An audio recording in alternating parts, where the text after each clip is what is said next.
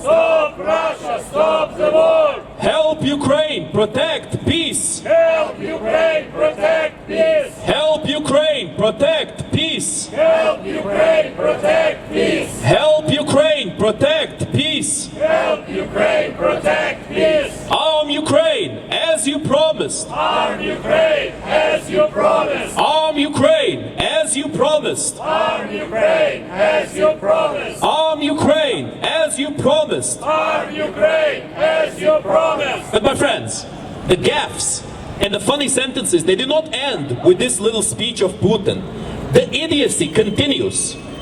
In fact, the CEO of RT, one of the most important Russian propagandistic channels, has encouraged the Russian government to test a nuclear weapon, a thermonuclear weapon in Siberia.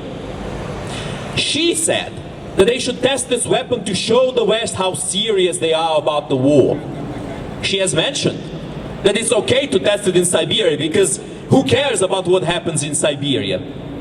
And there was a lot of backlash from the people who live in Siberia, because indeed, there are people who live in Siberia, and they were not happy at all that this Muscovite was perfectly fine with sending a nuclear weapon on their own land. They were told that they were all Russians, independently of the place that they live in. But apparently, the Russians themselves qualify themselves in different levels. If you live in Moscow, in St. Petersburg, you are a proper Russian.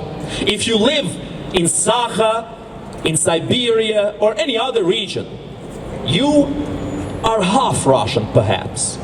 Not as worthy as you would be if you lived in Moscow and St. Petersburg. And this is the logic that the Russians themselves perpetrate, that their own propaganda machine has been perpetrating, has been spreading around. There was a big backlash, of course. And this individual, the CEO of RT, went on Solovyov's show. You know, Solovyov, he's one of the most important propagandists for Russia right now. And he went in her defense. He came to her defense, he defended her. And she gave another little gaffe. She's mentioned the people of Siberia as almost an independent state from Russia, which was very funny. Solovyov actually intervened and he said, oh, maybe you shouldn't say that, you know, because people will think that what you mean is that they are a different state, is that they're a different country altogether. Now, of course, he had to come to her defense because she was saying some proper nonsense at that point.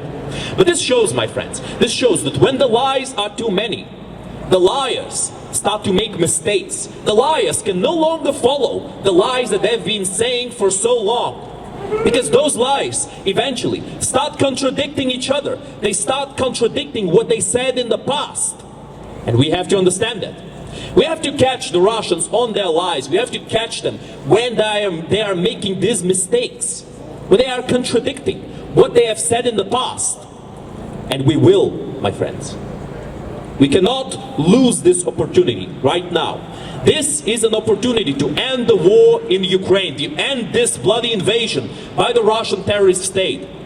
And the only way we can do this is to help Ukraine win. We can't end this war with appeasement tactics. That has been attempted many times in the past. That has been attempted in 2014. When people were perfectly fine to just give away Crimea and the Donbass region to Putin, expecting he would stop, expecting he would not go any further.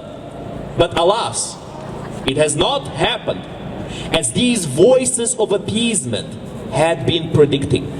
In fact, the exact opposite happened. Putin was encouraged to go further. Putin was encouraged to move in Ukraine because he felt like there would be no consequences for his terrorist actions. That is what we must not miss. That is the message that every single person in the world has to understand, so that we can finally learn with the mistakes of the past, so that we stop committing them over and over again. Because, my friends, as the saying goes, the definition of insanity is to do the same thing over and over again and expect a different result.